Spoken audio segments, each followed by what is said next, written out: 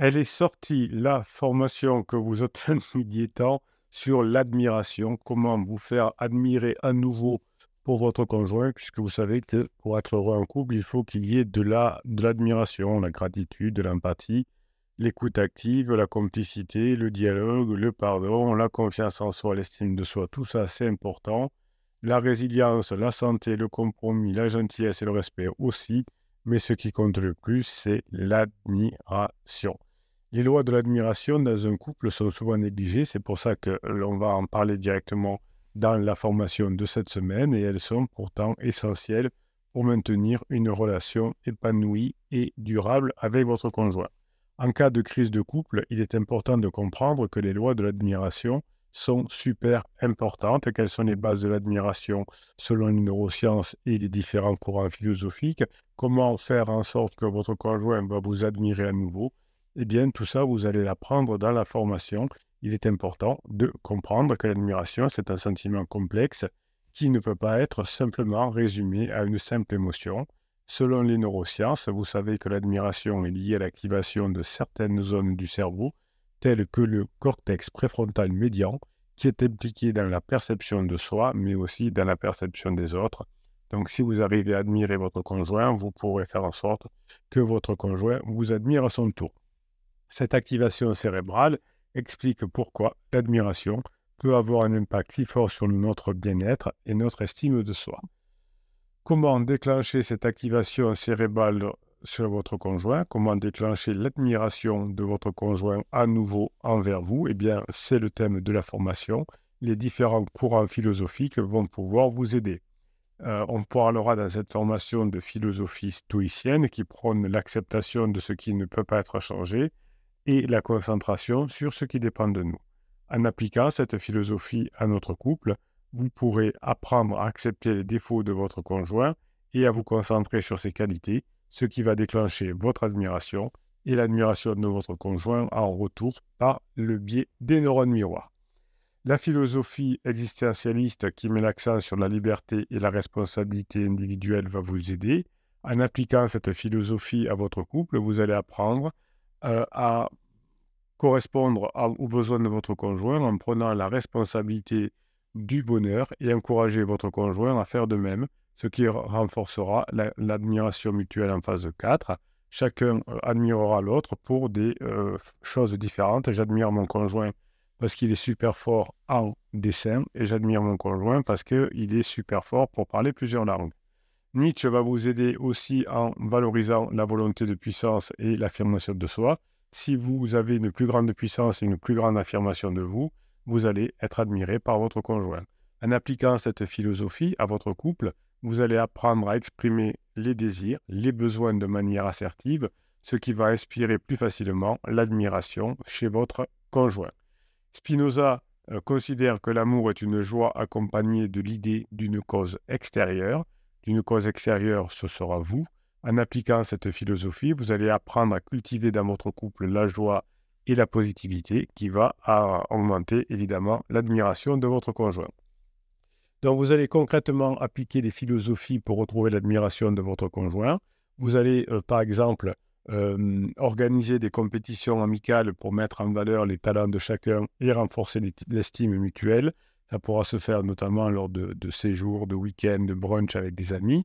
Vous allez créer des projets en commun où chacun pourra admirer l'autre parce qu'il y en a un qui aura, par exemple, organisé et l'autre qui aura créé dans cette complicité. Par exemple, vous allez remettre à jour votre jardin au début de l'été. Eh bien, votre conjoint va créer, vous serez admiratif des idées de votre conjoint, vous allez mettre en œuvre et votre conjoint sera subjugué de votre qualité pour mettre en œuvre.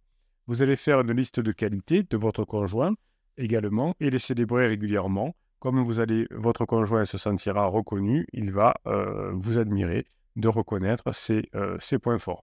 Évidemment, on va pouvoir sortir ensemble, on va pouvoir prendre des risques ensemble, c'est-à-dire augmenter sa zone de confort. Évidemment, on ne va pas essayer de sortir de sa zone de confort, ça ne servira à rien, mais on va pouvoir au contraire se dire, tiens, maintenant, on va être plus fort ensemble, on va inventer des choses, on va sortir ensemble, on va faire des choses qui vont nous permettre d'être encore plus fort qu'avant, encore différent par rapport à avant. Donc, on va augmenter notre zone de confort.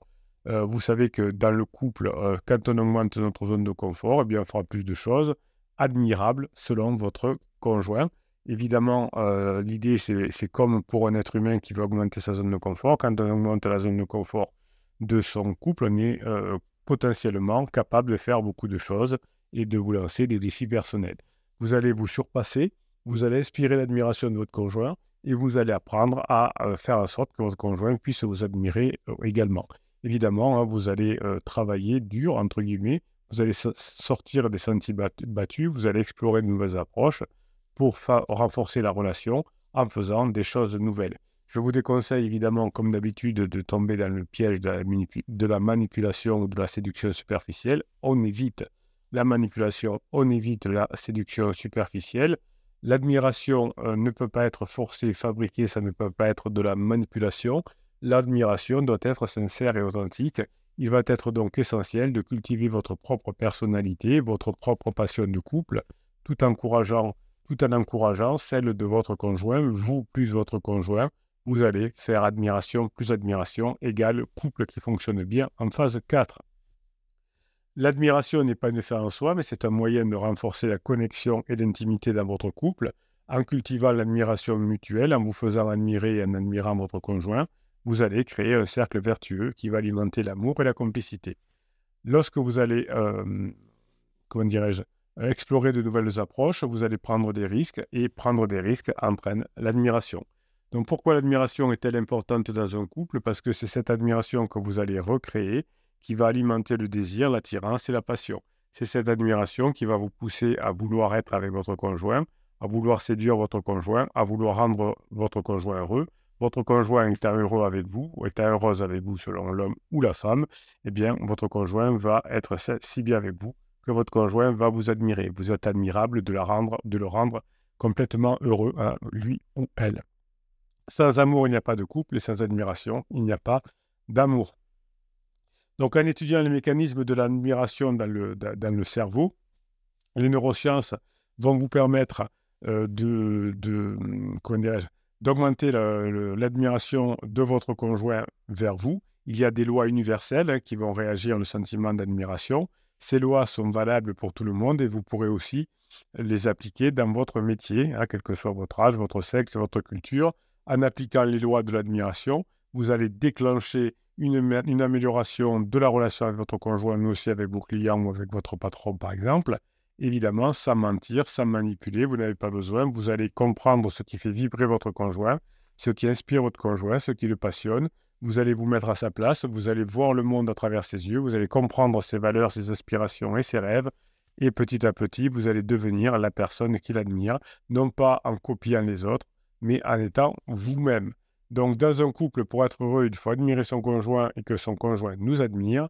Vous allez avoir beaucoup de conseils dans cette formation, mais aussi vous allez comprendre les lois de l'admiration, ce qui va faire finalement un grand pas vers les profondeurs de l'âme.